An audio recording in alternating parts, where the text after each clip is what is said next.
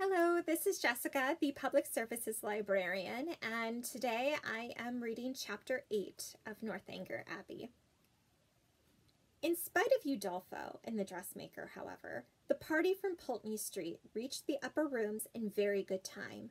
The Thorpes and James Morland were there only 2 minutes before them, and Isabella, having gone through the usual ceremonial of meeting her friend with the most smiling and affectionate haste, of admiring the set of her gown and envying the curl of her hair, they followed their chaperones arm in arm into the ballroom, whispering to each other whenever a thought occurred, and supplying the place of many ideas by a squeeze of the hand or a smile of affection. The dancing began within a few minutes after they were seated, and James, who had been engaged quite as long as his sister, was very importunate with Isabella to stand up. But John was gone into the card-room to speak to a friend, and nothing, she declared, should induce her to join the set before her dear Catherine could join it too. "I assure you," she said, "I would not stand up without your dear sister for all the world, for if I did, we should certainly be separated the whole evening."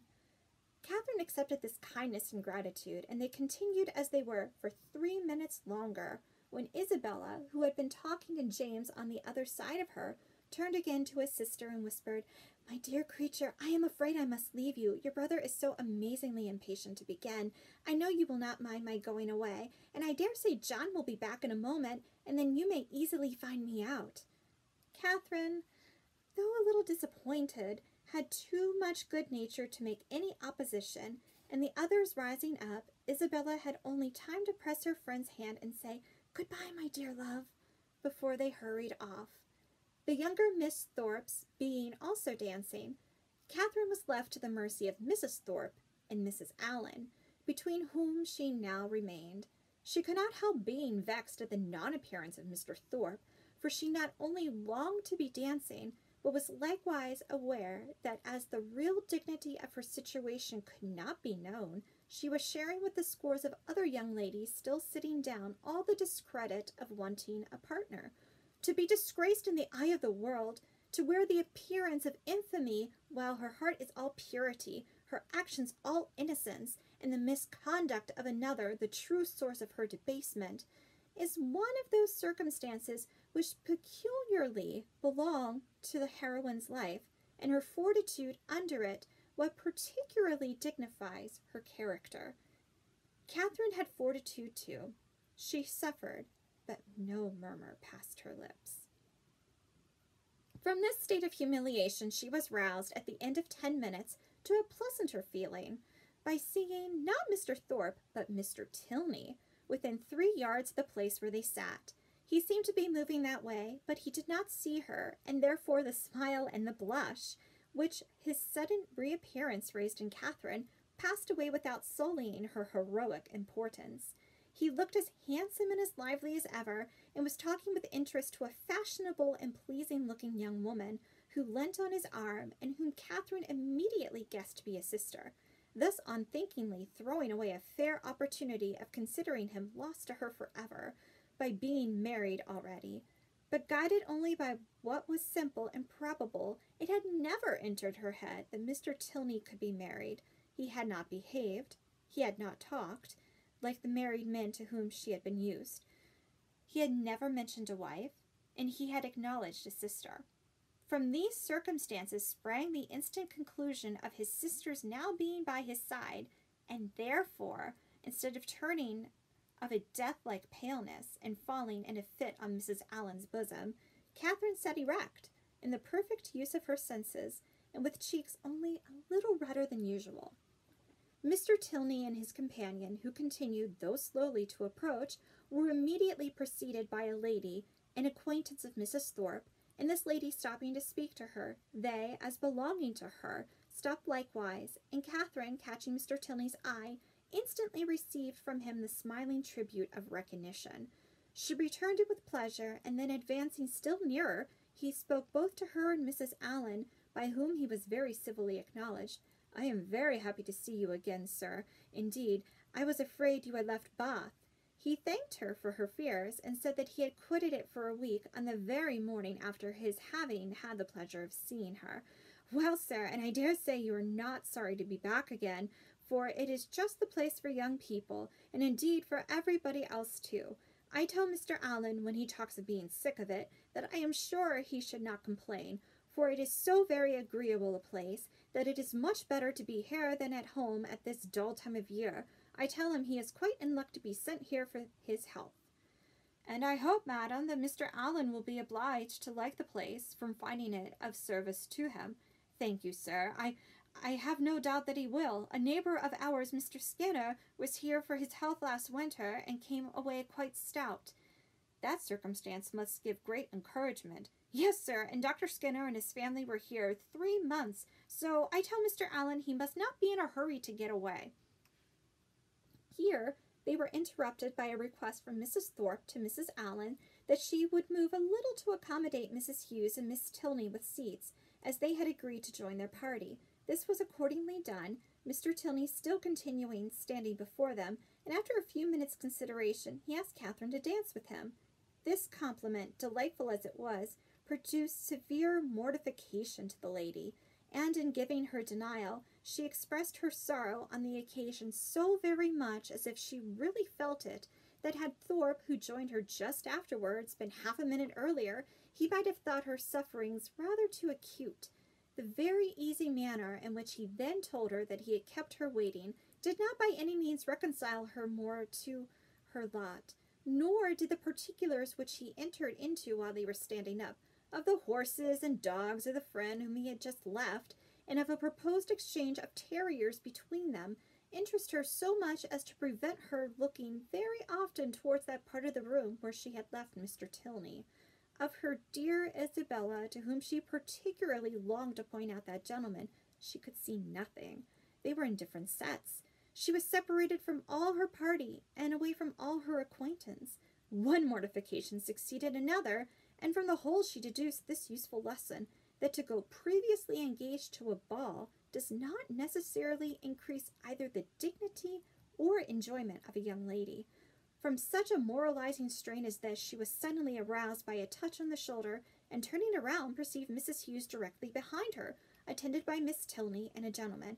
I beg your pardon, Miss Moreland, she said, for this liberty, but I cannot anyhow get to Miss Thorpe, and Mrs. Thorpe said she was sure you would not have the least objection to letting in this young lady by you. Mrs. Hughes could not have applied to any creature in the room more happy to oblige than Catherine. The young ladies were introduced to each other, Miss Tilney expressing a proper sense of such goodness, Miss Moreland with the real delicacy of a generous mind making light of the obligation, and Mrs. Hughes, satisfied with having so respectably settled her young charge, returned to her party.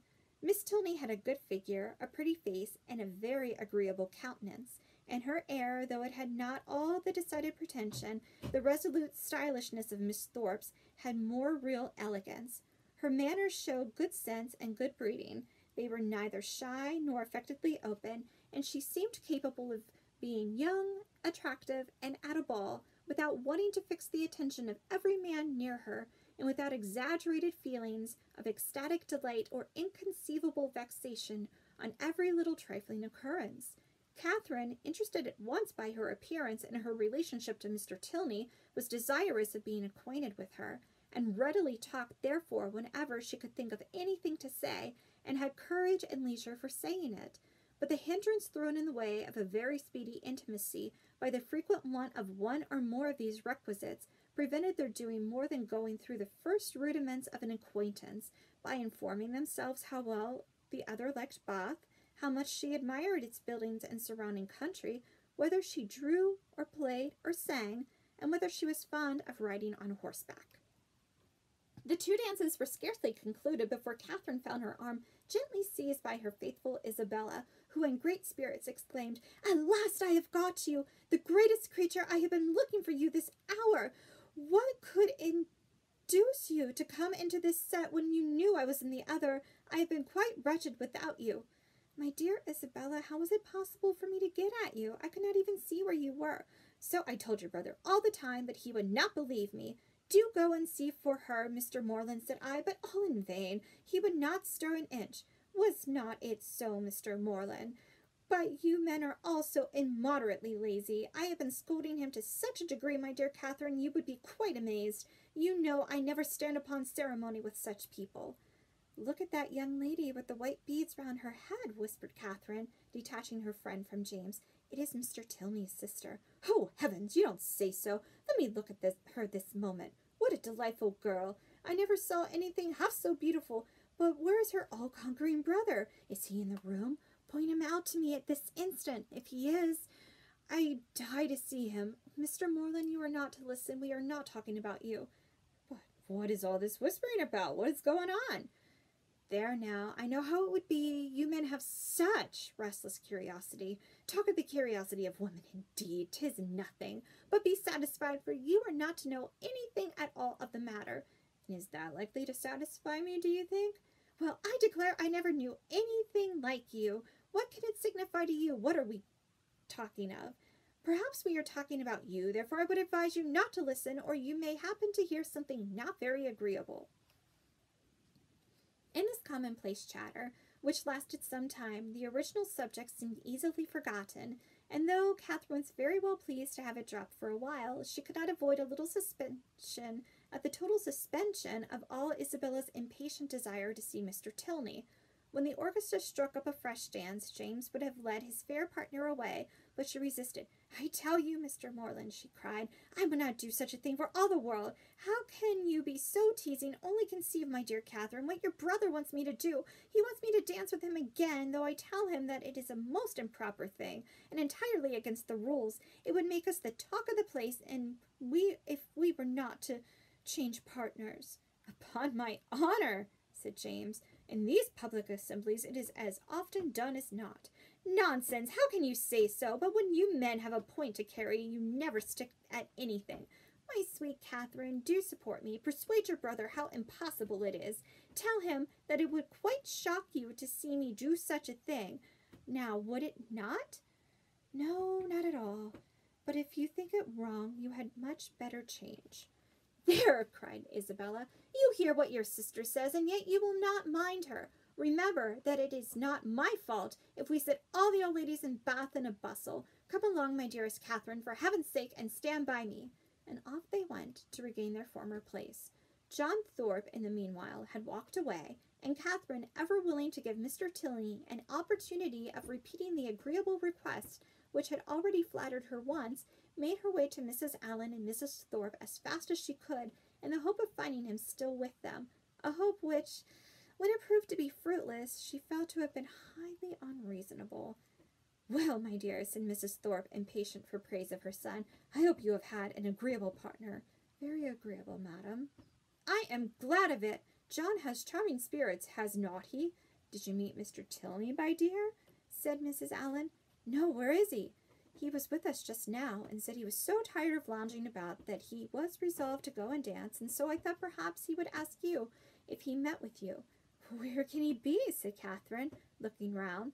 But she had not looked round long before she saw him leading a young lady to the dance.